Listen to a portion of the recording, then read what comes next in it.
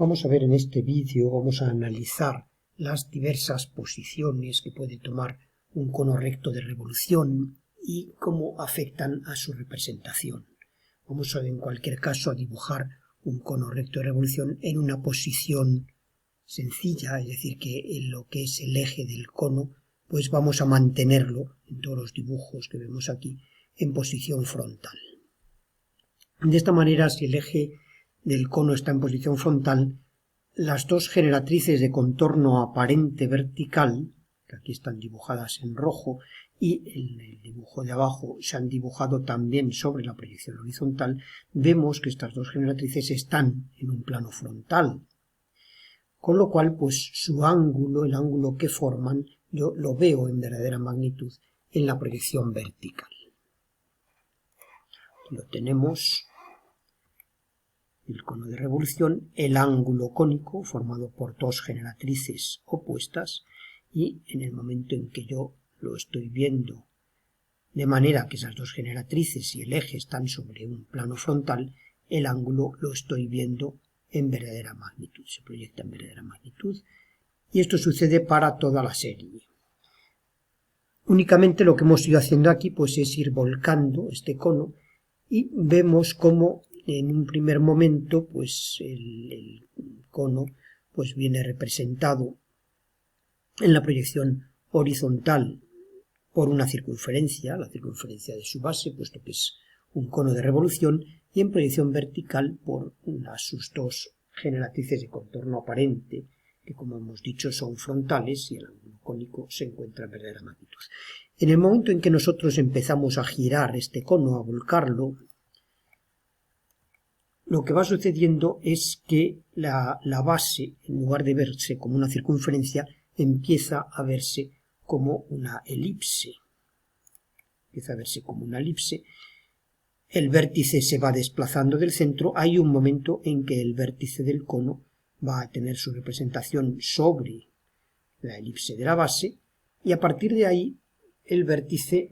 sale de la base del cono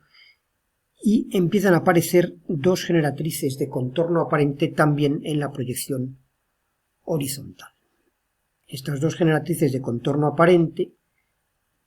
hay un momento en que están aquí en posición horizontal, aquí en tres dimensiones las tenemos aquí. En el momento en que están en posición horizontal, el ángulo cónico también se vería correctamente, es decir, en verdadera magnitud, en la proyección horizontal, pero únicamente en ese momento. Es decir, que como podemos ver aquí, el ángulo cónico, que es de 53 grados, en el momento en que el cono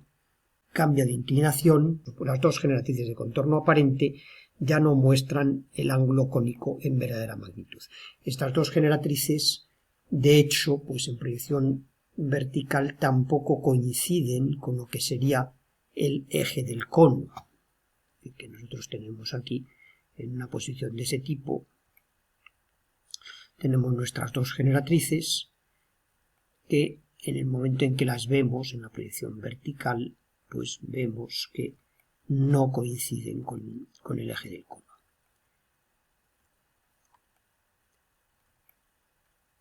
Luego tenemos la posición horizontal y por último una posición también relativamente característica del cono, que es apoyado